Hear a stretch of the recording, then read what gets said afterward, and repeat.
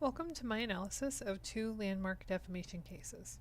I'll be reviewing the facts and outcomes of New York Times Company versus Sullivan and Gertz versus Welch. First, I'll review the 1964 Supreme Court case, New York Times versus Sullivan. The parties to the case were the plaintiff, Police Commissioner Sullivan, and New York Times, the defendant.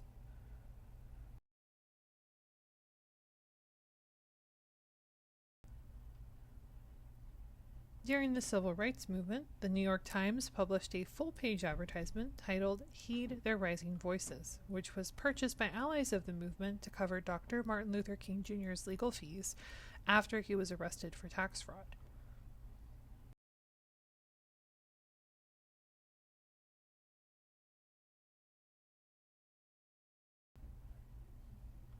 The ad contained criticisms of the Alabama Police Department's treatment of civil rights protesters and included false or unverifiable statements.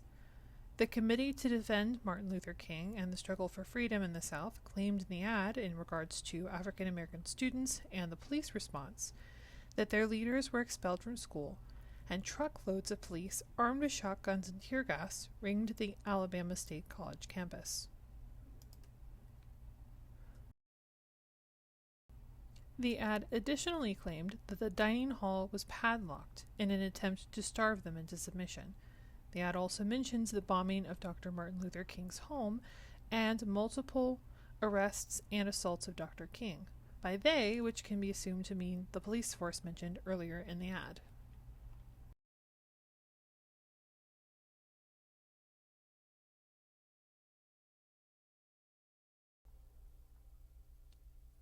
According to case brief summary, while Sullivan was not mentioned by name, he felt he was indirectly defamed due to his oversight of the police department. He filed his libel suit against New York Times due to these claims, such as the incorrect claim in the advertisement that the police padlocked the dining hall to starve the students. Two lower courts did find in Sullivan's favor, and the Times appeal went to the Supreme Court. As a public official, Sullivan's suit had to prove the publication showed actual malice and the knowledge of falsehood and the intent to use it for harm. The court's findings did not dispute that the ad statements weren't completely factual. While the Times did not pull the ad upon Sullivan's request and did not independently fact-check the claims made against Sullivan's own documentation of his department's actions, the Supreme Court could not find the evidence sufficient to prove libel. Negligence alone was not the sole standard used in this decision, and the much more difficult level of fault Sullivan would have had to prove was that of actual malice.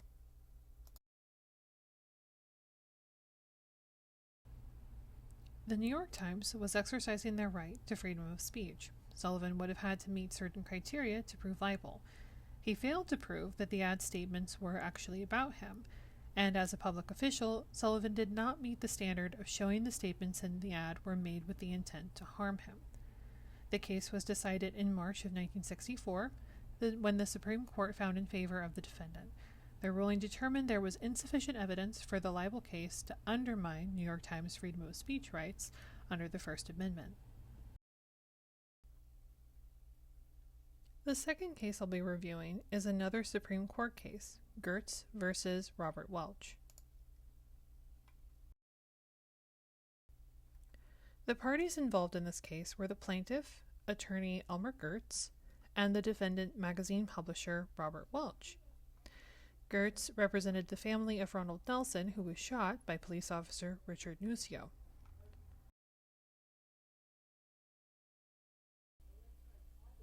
After Sullivan versus New York Times, the requirements to prove a libel case continued to refine, and the question of public versus private figures played a prominent role in Gertz versus Welch. Gertz was considered a private individual by the court because he lacked general fame or notoriety. His involvement in the Nuzio case as an attorney was not significant enough for the court to consider him a public official or a public figure. In the landmark Sullivan case, Commissioner Sullivan was considered a public official. However, Gertz, in this case, was not a state or city government official and did not have to meet actual malice standards.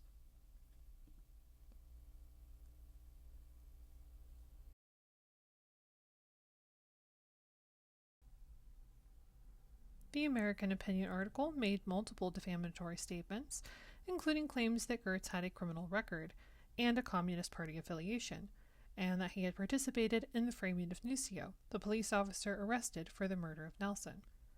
The article also claimed he was part of the Marxist League for Industrial Democracy, originally known as the Intercollegiate Socialist Society, which has advocated the violent seizure of our government.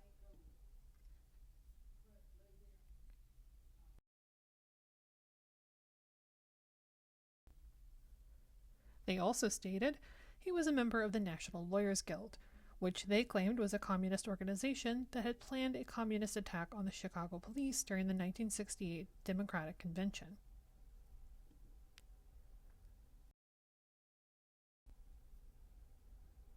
According to the case document, the magazine's editor denied knowledge of false statements. Furthermore, even in the appellate court cases, we can see that the managing editor for the magazine did not attempt to verify the article.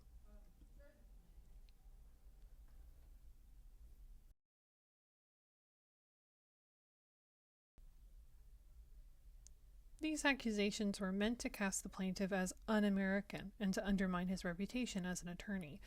To put these comments in further context, there have been a couple of red scares, and the word communist is still used as a pejorative term in political discourse even today.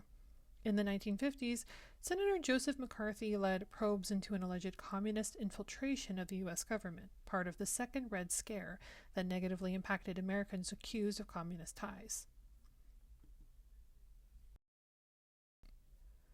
American Opinion used McCarthy-era style tactics to defame Gertz, accusations which could have caused him to lose job opportunities or his current clients at the time.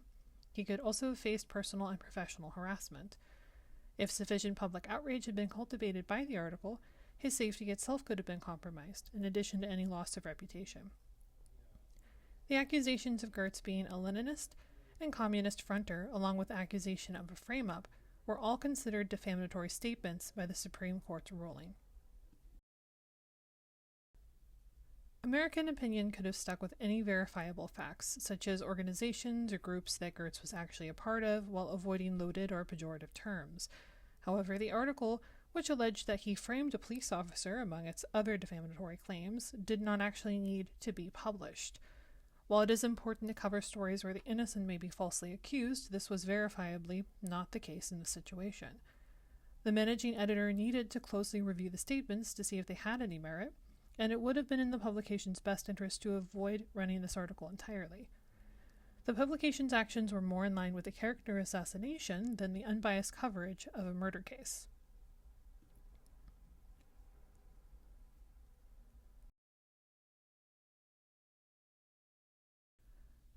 Ultimately, these types of accusations do affect people's lives. It can cause emotional distress, safety concerns, financial and personal losses to the subjects of defamation.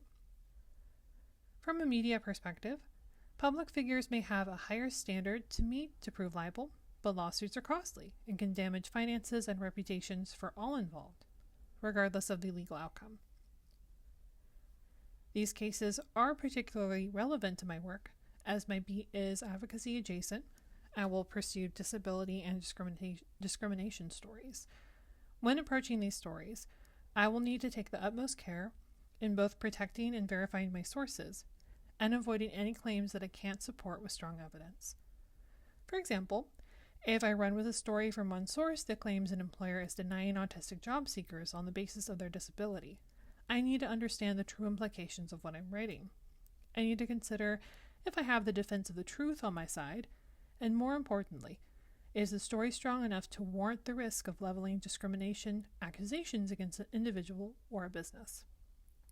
Before publishing, I can ask myself a few questions. Where is my credibility coming from? What are the vulnerabilities of my story and my sources? Is there an alternative approach I can take to cover my story without taking significant risks of triggering a defamation case or harming others? Thank you so much for your time. I greatly appreciate you listening to my case analysis.